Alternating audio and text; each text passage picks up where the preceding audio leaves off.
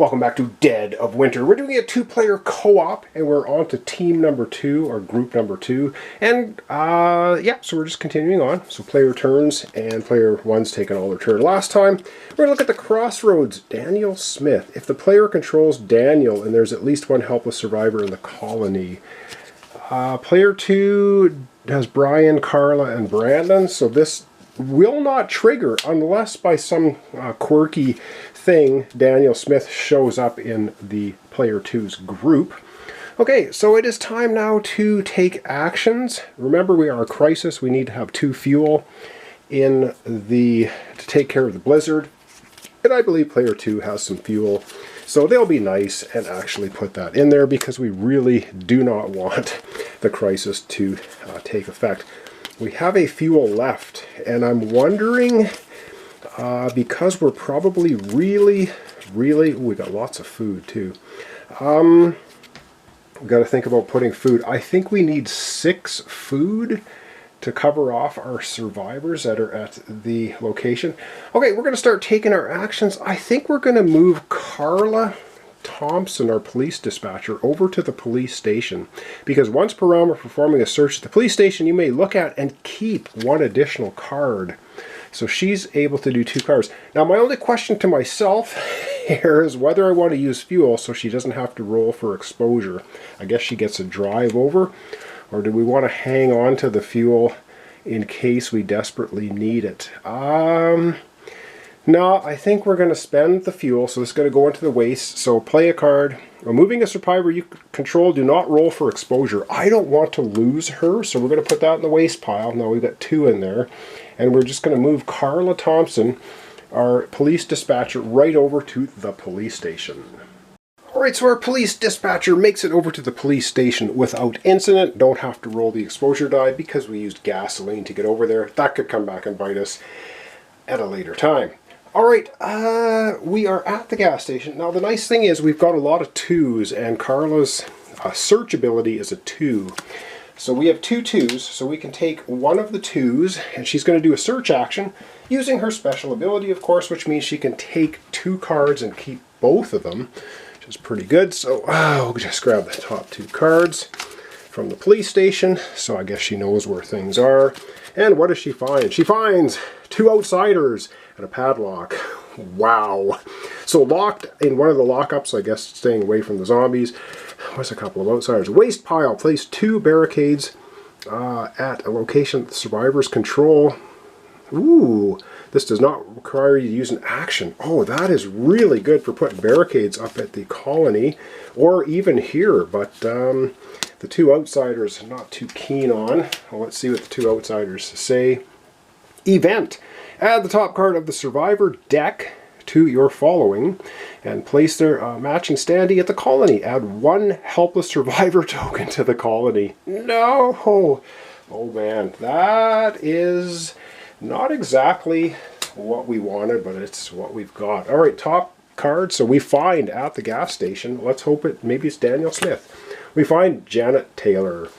Okay, hers is hospital. Once per round we're performing a search of the hospital, you can look at and keep 1 additional card. Alright, let's get out her standee. We have to add another helpless survivor to the colony as well. This is starting to get overcrowded. Oh my god, and that means more mouths to feed. So we got Janet here added to the colony. We also need another helpless survivor. Our colony is filling up horribly fast. This is getting out of control. So right now we've got 8, 9, 10, 11, 12. We've got 13 people at the colony. We're going to need 7 food or we're going to start starving. We've got 5. Wow. Okay, that was our first action. You know what? I think right now we're just going to go ahead and play the padlock. Place 2 barricades at a location that a survivor you control is at. This does not require an action to use. So we're going to put the padlock here. And we're going to get a couple more barricades. With all the noise and extra people at the colony, we're going to put 1 at 3 and we're going to put 1 at 4. And that's going to hopefully keep some of the zombies at bay. Alright, we have 1 more 2 that we can use. So we're going to use it again with Carla over at the police station. See if she can find anything else. Alright, so she's going to, and that was once per round, so she can only find 1 card. So she finds some more fuel. Wow. Let's see, survive. I guess fuel is the second thing that you can find at the police station. But okay, so we get some fuel. We have a 4, a 5 left. And I need to figure out what it is we want to do next. Alright, so looking at our characters, we could move Janet Taylor to the hospital. She's just showed up at the colony. And I think we might go ahead and do that. She's got a search of 4. So let's take her, because we don't have medicine, so she actually shows up at a relatively good time. So we're going to take Janet, who showed up at the colony, and she's going to move to the hospital.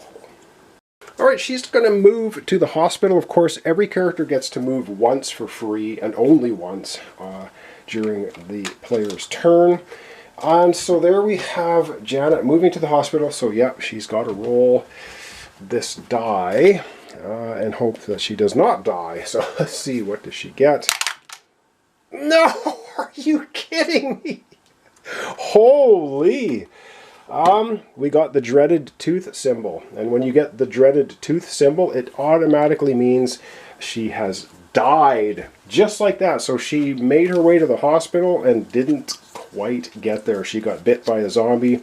Now there would be cascading problems if there were other survivors here, but she's the only one. So sorry, Janet.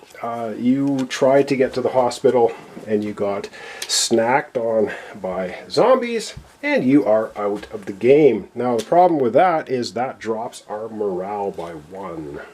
I thought we were doing okay. So word gets back to the colony, of course, that Janet has perished on her way to the hospital, and that leaves it at a morale of 6. Oh wow, that was me rolling dice. Okay, now we're going to need, we still have 8, 9, 10, 11, 12. We need 6 food, and so we'll at least play 1 card, 1 food card for player 2. Add a food to the supply. That's going to go into the junk pile. So at least we can feed everybody that's still there. Okay, we have a 4 left and we have a 5 left. And let's see what we want to do for our final 2 actions. Alright, I'm really looking for some weapons. So we're going to take the 4 and we're going to use it. We need a 2+ for Carla. She's still at the police station. We're going to have her do 1 more search looking for some kind of weapon. Alright, she's looking for a weapon. And she finds at the police station a sniper rifle. Equip once per round.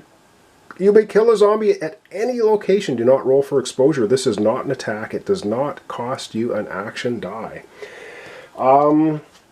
She's just going to go ahead and equip that to herself. Why would she not? Put the nice sniper rifle on, and then she's going to immediately use it. Alright, so she finds a sniper rifle at the police department. Now, I believe you can equip it to anyone you want, but we'll equip it to Carla. It doesn't cost an action to use, doesn't cost an action to equip. She's just going to pop off one of these zombies. She'll just pop off this one right here. So she's on the roof of the police station now, and she uses the sniper rifle and picks off one of the ones menacing the colony. We still have 1 die remaining, and I'm just wondering what we want to do with our final die. Maybe we'll have her search one. You know what? Let's have her search 1 more time. We're looking for as many weapons as we can find. Alright, she's going to search 1 more time. She's really trying to get everything out of this police station she can get, and she gets another food. Okay. Well, that's not bad. We're obviously going to need food. We have so many mouths to feed. Too many mouths, in fact. That is all the action dice used. That is the end of player 1's turn. And now we're going to go into the colony phase. Alright, so if we look at the sheet here, colony phase. So we have to pay food. So for every 2 survivors rounded up in the colony divided by 2, you need to pay 1 food or you start to starve. So let's figure that out. Alright, so at the colony we have 8, 9, 10, 11, 12. We have 12 survivors. We need 6 food, and look at that. Because of that fortuitous supply drop, we actually have 5, plus the one that player 2 put in. Group 2 contributed. Nobody starves. Nobody loses morale. So that's at least something. Alright, next up is we have to check the waste. Now, for every 10 cards in the waste pile, you lose a morale. We've got 1, 2, 3. We only have 4 cards in the waste pile. Not a big deal. And now we have to resolve the crisis. Well, this one's relatively easy. During the blizzard, we needed 1 gas per character player, and we were playing a 2-player game. We've got 2 gas, and that means we easily have no problem keeping ourselves warm with our generators and heaters for the blizzard, so that just goes away. All right, up next is we have to add zombies, and this is going to get a little bit ugly.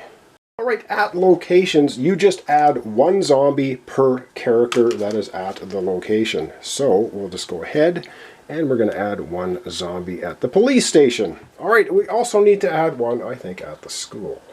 So it's 1 for 1 when you're out at remote locations. All right, so 1 at the school, no overruns. None of our survivors get eaten or killed.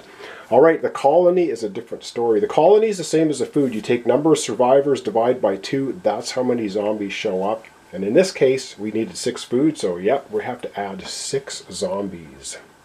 All right, we're adding 6 zombies to the colony. Now we start at 1, so we're going to put 1, 2, 3, 4, 5, 6. Now we have a barricade at location 1. Location 2, location 3, location 4. That will bounce the first 4 zombies. They get stuck on spikes, they don't make it to the colony.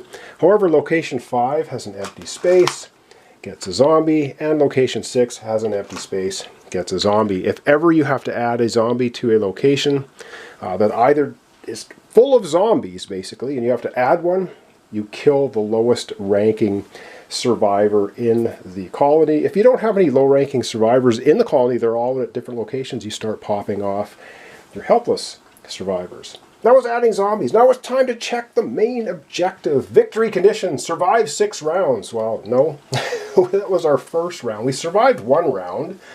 That's it. That's our victory condition. And now we move the round tracker.